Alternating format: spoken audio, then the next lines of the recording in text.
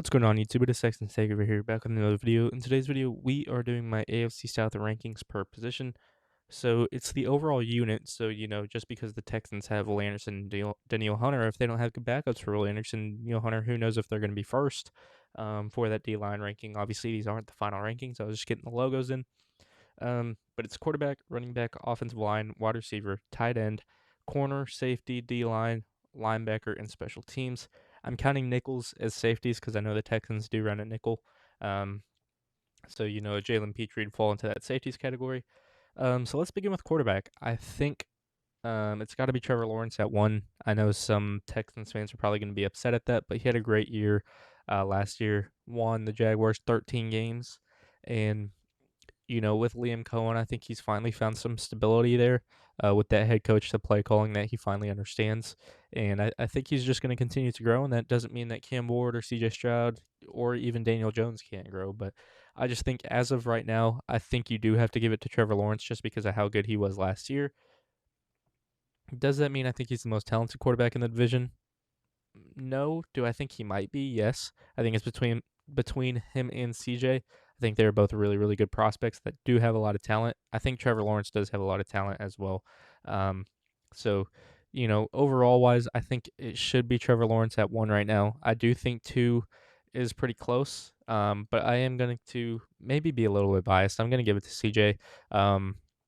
There was an analytics video that came out yesterday that explained that CJ actually played well despite the offensive line struggles, who were 32nd in run block win rate and 30th in pass block win rate, and he had an EPA that ranked 12th in the NFL. So, not poor numbers by CJ Stroud's means, but that playoff really hindered the narrative around CJ Stroud. I do think he's the second best quarterback in the division. I do think Daniel Jones is third, and then Cam Ward is fourth. I think Cam Ward definitely can move up. I think it's just more of a case of showing it. If Titans fans are watching this video, I don't think Cam Ward's a bad quarterback. I think, all these quarterbacks are in that mid to good tier. I think that Trevor Lawrence and CJ Stroud have shown that they have a higher ceiling than that good tier, that they can be great quarterbacks. I think Cam Ward has shown flashes. I just want him to be a little bit more consistent, and that does come with, stabilizing, getting Dayball in, getting Saleh in, revamping the offensive line, getting new weapons, such as Cardinal Tate. So I think Cam Ward is going to make an improvement. I'm not, just saying that Cam Ward's a horrible quarterback. I just went in, what was it, 3 or 4 games your first year.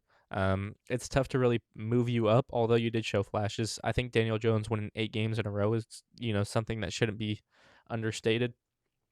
But I don't know how he's going to bounce back from that injury, so that's why I think it's fair to put him third. I think also teams are going to find out. I think there was a case with C.J. Stroud too. He was just such an unknown that year. I think Daniel Jones was such an unknown last year that teams with full offseason of film, him not being fully healthy probably because an Achilles is not really something easy to come back with. Um, you know, we'll see how he does, but yeah, I'm going Trevor Lawrence first, CJ Stroud second, Daniel Jones third, Cam Ward fourth, and I think that's the only one that really has the individual um, player at that position because quarterbacks you're really looking at QB1. I mean, Davis Mills is a great QB2. Riley Leonard even looked good for the Colts last year when he played against the Texans, so we'll see if he's able to get some snaps next year if Daniel Jones just isn't healthy enough to come back. Moving on to running back, I do think Jonathan Taylor and that room, regardless of who's behind Jonathan Taylor, are going to stay at one. Jonathan Taylor, one of the best running backs in the league, if not the best. Considering last year, I think he was the best running back. Had some bad showings in there, I'd say, when he went up against better defenses, especially with Daniel Jones out. He struggled against the Texans. He struggled against the Jaguars. But I do think a big reason for that was simply due to the fact that Phillip Rivers couldn't really throw the ball in there, so it was teams knowing that they're really just going to go to Jonathan Taylor more than anything. But yeah, I think he's an incredible running back, and I think when you have a quarterback in there that can actually throw the ball down the field, then it's really going to help his game out. So I do think that running back for the Colts is definitely their strong suit, and I do think they're going to stay at number one here. Number two's tough. I don't think it's the Jaguars. I think it's between the Texans and the Titans. The Jaguars I would have had up there if, they didn't let go of Travis Etienne now. but they ultimately just don't have anything. Um, for the Titans, Tajay Spears and Tony Pollard aren't bad. I think I'd give the edge to Dave Montgomery and Woody Marks. I think Tony Pollard's getting a little bit older. So is Dave Montgomery though. So you can't really make that argument for the Titans and not for the Texans. But um, I think Dave Montgomery is going to be a lead back. I don't know if Tony Pollard can still be that lead back while Woody Marks is going to be that complimentary back.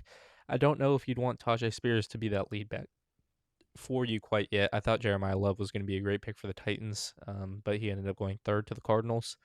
So I just think, it's a decent one too for the Titans. I'm not saying it's a bad one too, but I do think that there is room to grow. There is room to grow too for Houston. I'm not saying it's the finished article with Dave Montgomery and Woody Marks, but I do think it has a higher floor, which makes me put them second. Titans, I'm putting in third, and then Jaguars in fourth, but you could see this change pretty easily throughout the season. I think Bashal Tutin's a really, really good player. He's someone that I really liked coming out the draft, especially with that speed. Um, and I just think Chris Rodriguez and who is it, LaQuint Allen behind Chris Rodriguez is just not sufficing as an RB2, RB3 tandem kind of thing. And, Bashal Tutin, I think, is more of a speed back than anything. Um, so, maybe if he's able to put it together, maybe if he's able to be a prowess in the pass game like Travis Etienne was last season, then maybe they do jump up a couple spots. But it really comes down to how well Bashal Tutin plays. Um, but now it's time for the offensive line, and I think this might be the um, controversial area. I think Colts are one. Bernard Ryman, Colton Nelson, and I think Jalen Travis is the one taking over at right tackle. I think that's good as an offensive line unit. Um, so I do think they stay at that one spot. I think two is really interesting though. Just because we haven't seen these teams play, so uh, teams that have made moves, you don't know how well they're going to play. Obviously, Braden Smith moved in division from the Colts to the Texans. Tanner Bortolini, I don't know how he's going to do for the Colts. It'll be interesting to see, but I think Bernard Ryman and Quentin Nelson on the left-hand side is great. The Texans' offensive line looks decent, man. Ursery, Teller, Rutledge, and Ingram. And then Smith, obviously, who I talked about. The Jags, I don't know. Cole Van Lannon, I think, is the left tackle heading into next year as of now. And then it's Ezra Cleveland, Robert Hainsey, Patrick McCarry. And then is it still Anton Harrison at right tackle? It might be. I just don't see how it's more talented than the Texans' offensive line. Um, Ursery came off a really, really good rookie season, and I expect him to develop and grow into year two. You bring back probably who was the best piece on your offensive line last year in Ed Ingram, but you do make changes with Keelan Rutledge at center, a first-round pick who's got really, really good talent, really physical. White Teller, who's very physical. Brandon Smith, who's very physical in the run game. I don't know. The Jaguars' offensive line wasn't great last year. It wasn't bad by any means, and they did pretty much return everyone. Um, I I guess it'll just be interesting to see how they fare into next year. But I do think the Texans take the edge over the Jaguars. In this one, I do think the Colts do have the best offensive line in this division, though. So I do think it goes Colts Texans. If you want to talk about the Titans, I think Dan Moore Jr. has a lot of room to grow still.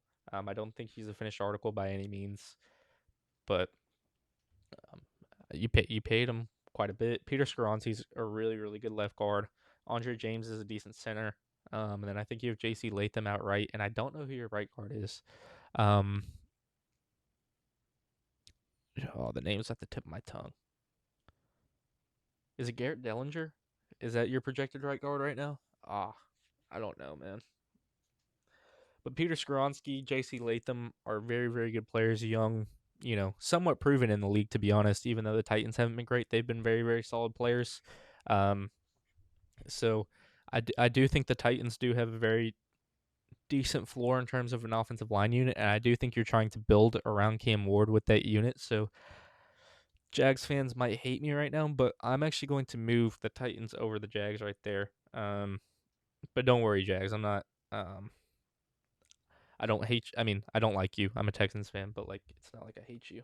Um, Moving on to the wide receivers, though, I do think this is probably where the Jags' strong suit is. Brian Thomas Jr. I really like. Parker Washington I think is a very very good player. He's one of my favorite in the league. Um, to be honest, just like the way he plays, I really really like him. Um, did you keep Jacoby Myers? Yeah, I think you did, right? And then obviously Travis Hunter at receiver now. Um, and then you drafted Josh Cameron, who I really liked out of Baylor. Texans, you got Nico Collins, obviously, Jaden Higgins, Jalen Knoll, Tank Dell, Xavier Hutchinson, and then Lewis Bond. I know some people probably don't know the name of Lewis Bond, but Texans fans over here really, really like them. Um, so I th- I'm not making my rankings now, but I do think it's a clear 1-2 with the Texans Jaguars. Titans, you got Carnell Tate, you got Calvin Ridley, you got Wandale Robinson, who you paid it back to, and then you got Chimere Dike, who's a very solid player. Same with the Alec Iomanner. Um, the Colts, it's tough. You got Alec Pierce, excuse me, not Alex Pierce. But then you got Josh Downs as your second best receiver, and then it drops to Ashton Dolan, who is not bad by any means, but it's I think I'm taking a Wandale Robinson over an Ashton Dolan. I'm taking a Jalen Knoll over an Ashton Dolan or Tank Dell, whoever you want it to be, and then obviously I'm taking Jacoby Myers over Ashton Dolan. So um, I do think the Colts are at the bottom. I think that Carnell Tate is too young to say he matches against Alec Pierce, but I think he has the talent to match against an Alec Pierce. Um, I'd prefer Calvin Ridley, even at this late stage of his career, to. No, I'd prefer Josh Downs to Calvin Ridley, but I think the Wandale Robinson to Josh Downs is very similar, and then I'd prefer Calvin Ridley to Ashton Dolan, and then overall with Chimmer Dike, Alec Manor, I do think I'd prefer the Titans to the Colts. If you're looking at Texans, Jags, because I think this is the one too. I think Nico Collins is the best wide receiver in this division by maybe a considerable margin. I think Brian Thomas Jr. after his rookie year was certainly up there, but just the lack of production from last year does make me think that Nico Collins is kind of far and away the best receiver. Um, I think Parker Washington's the second best receiver in this division, though. I think the Jags have 2 and 3 with Parker Washington and Brian Thomas Jr., maybe even 4 with Jacoby Myers, and then I think it goes um, Pierce. Ooh, maybe Higgins, just because we haven't watched Carnell Tate, but Carnell Tate's definitely in that discussion. Um, so I think for receiver, I am going to give it to the Jags as a collective unit. Um, but I do think the Texans have the best receiver. Um, and I think they're definitely building up their receiver unit. I think Jaden Higgins is going to have a big year, same with Jalen Knoll. And then we'll see how Tank Dell's able to do. I'm not really expecting too much of him. Um, so, yeah, I'll give the edge to the Jags there. So, I mean, you can see the overall rankings right now. You do have the Jags winning 2, the Colts winning 2, the Texans second 4 times in a row. And I guess we'll see what happens with the tight ends. And, I think this is pretty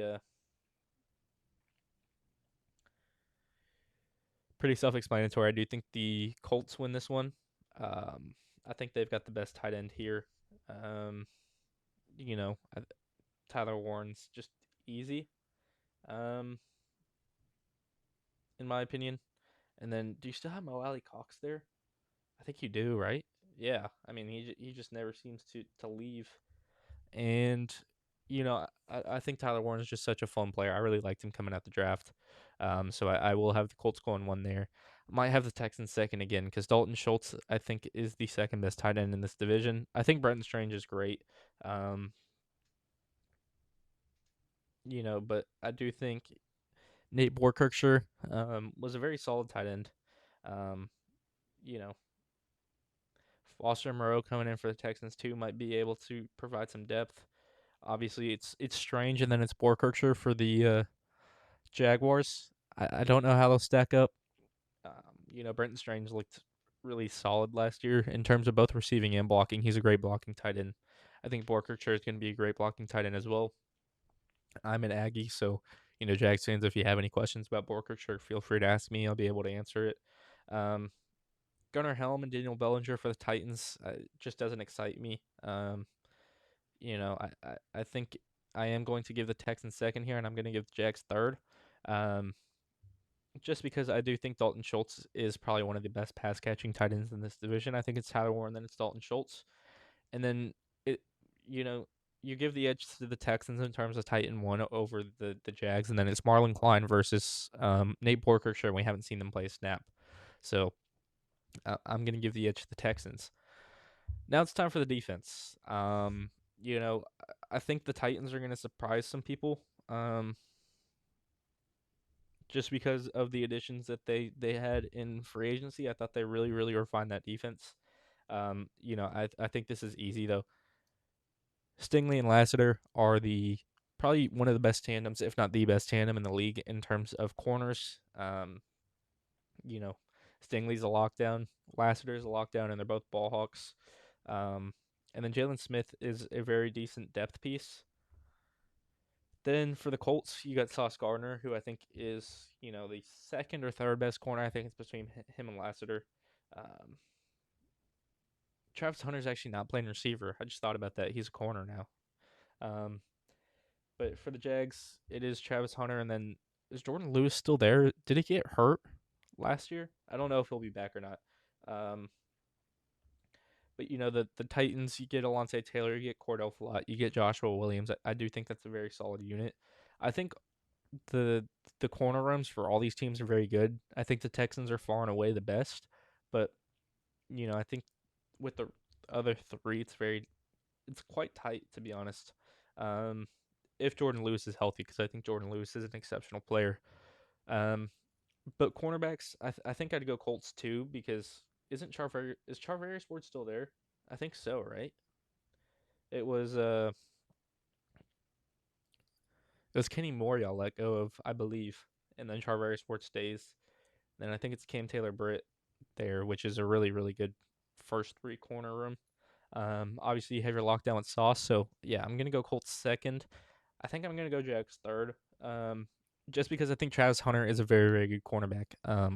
I said this before he got drafted. I thought he was a better corner than a receiver, so I'm glad the Jaguars are kind of shading him that way. Um, Wait, is he a full time corner or is he a full time receiver?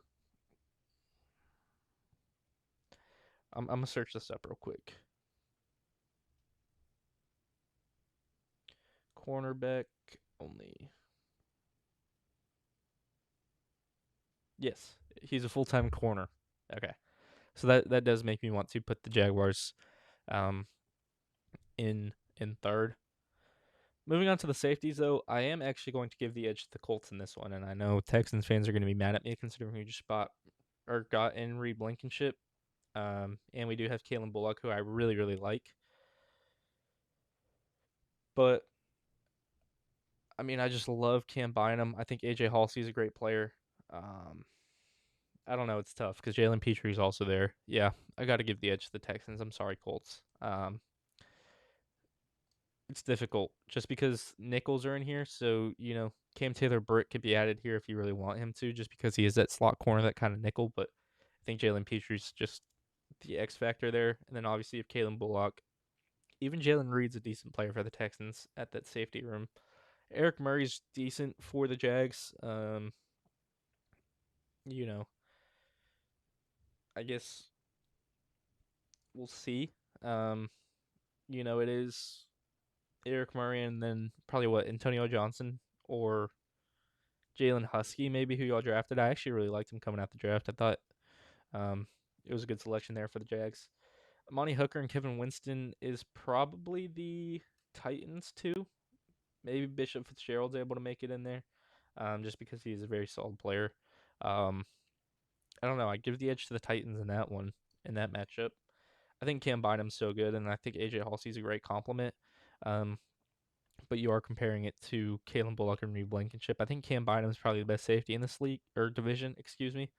Um, but I think the complementary side of Kalen and Reed might be a little bit better. We haven't seen them play a snap, same way we haven't seen AJ Halsey play a snap.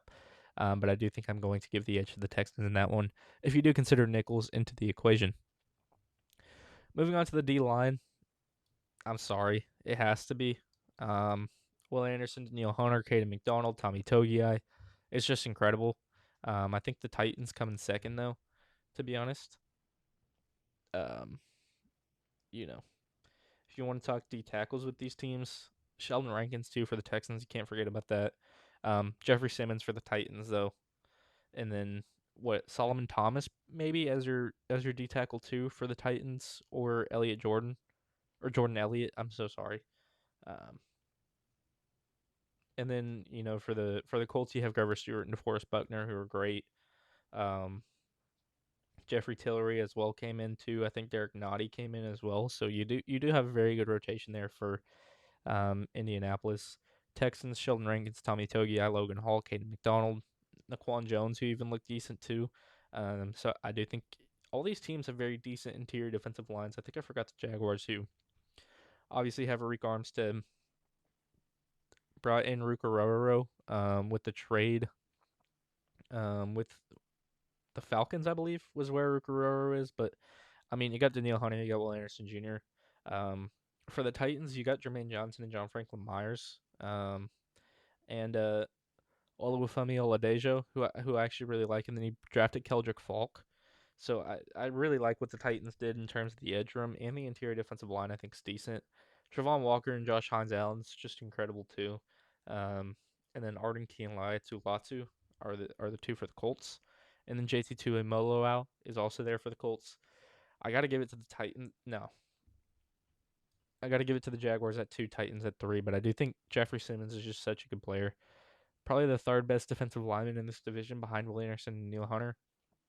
Um, I think it then goes Josh Hines Allen, not Josh Allen, and then maybe DeForest Buckner.